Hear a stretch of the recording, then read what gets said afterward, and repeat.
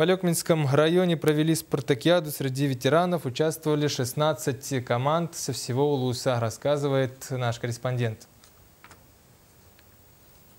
1-2. Образование, подачи. Глядя на соревнования, не заподозришь, что участники – самая уважаемая категория населения – наши ветераны. С такой легкостью и искренностью они участвуют в каждом этапе. Это 8-я спартакиада. В этом году она собрала 16 команд. В том числе участвовали такие отдаленные, как Чапаева, Харинцы, Кудюкёль, Тако. На все деревни Бухта-Барахта приезжают. Собирает, например, у нас такое. Я позавчера приехал с лесу, проверял капканы, петли. И мне говорят: ну давай, старик, ты физрук бывший, давай защищай деревню.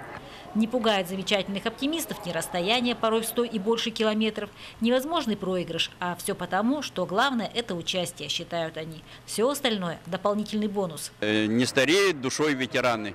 В любом возрасте человек, который занимается спортом, он считается, себя чувствует бодро, и в жизни надо всегда принимать активное участие в вот таких мероприятиях.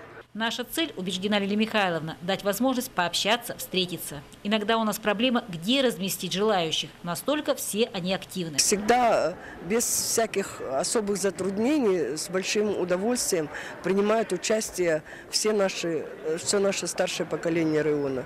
Кстати, боевой дух не подвел. Команда из села Тако заняла почетное 1-е место. Но самое важное, абсолютно все разъехались с чувством радости и зарядом позитива на ближайшие дни.